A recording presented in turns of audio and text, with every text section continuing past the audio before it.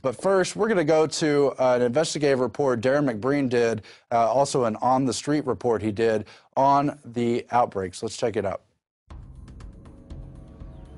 Government-funded universities across the Western world are developing massive warehouses full of bioweapons that they say is for biodefense under the BioShield program. Airborne Ebola, smallpox, bubonic plague, bird flu, and the H1N1 superbug are being weaponized and kept in moderately secured facilities like at the Galveston National Laboratory on the campus of the University of Texas. Now, this may be one of the biggest threats we now face, as the risk of a deadly virus escaping one of these laboratories and starting a global pandemic, well, it is a clear and present danger.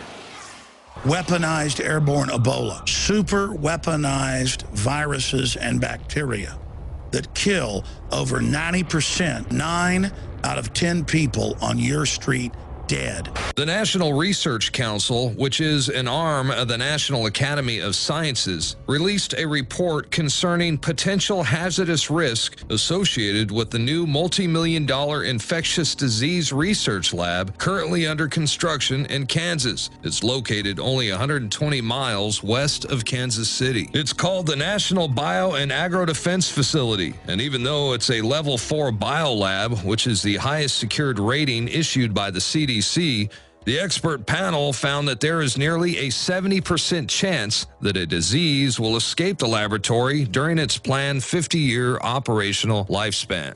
And it went on to say that the U.S. Department of Homeland Security has not adequately gauged the potential risk of a dangerous airborne pathogen escaping the compound. There are what they call bioweapons that are in unsecured, well, moderately secured environments, like in Galveston, Texas, and the CDC even went to one of these facilities in Kansas, and they're not nearly as safe as they would hope.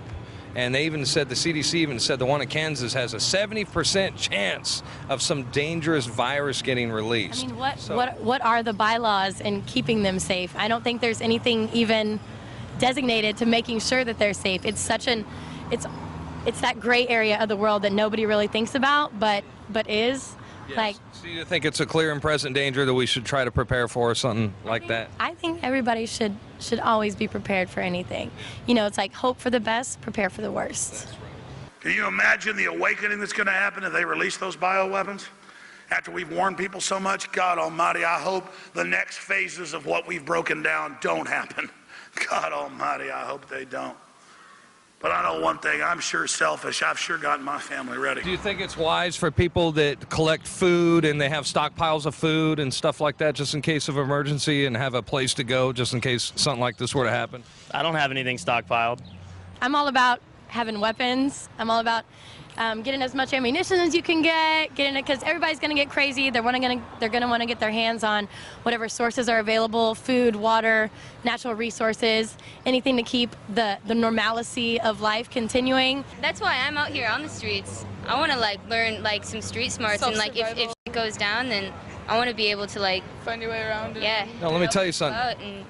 Once something like that goes down, the people in the high-rise apartments and stuff, they're not going to know what to do. It's the people with street smarts are going to be the ones that are able to survive. Just making sure that you have the resources that you need, because when the world gets chaotic, everybody loses their minds. Let me put this in layman terms.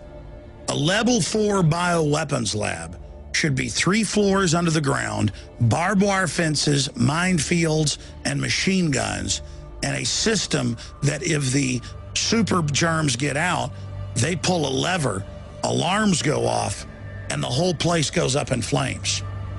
But instead, the global elite are storing it in Level 2 facilities like the University of Texas at Galveston, behind a glass door with a swipe card, right there in Petri dishes.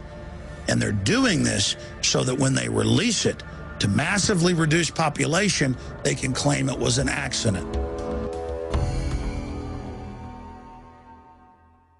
And it's so creepy, these cases where they're obviously trying to flirt with disease, trying to bring it back out, and overall weaken everyone's immune system and really at least consider a mega death. Let's hope they don't do it. But it's so creepy to study this stuff for years and know that people like Sir Thomas Malthus from the late 1700s, who really was the forebearer to this entire eugenics model, said openly, instead of promoting cleanliness to the poor, we should court the return of the plague, make the beds narrow together, the streets narrow, or stop cleaning the streets, allow disease to spread and hope it kills people to contain population. Then in the modern day, you see people like Lord Bertrand Russell saying, yes, it would be nice if we had a black plague once every generation to keep population levels intact. Well, someone else talked about something once in every generation.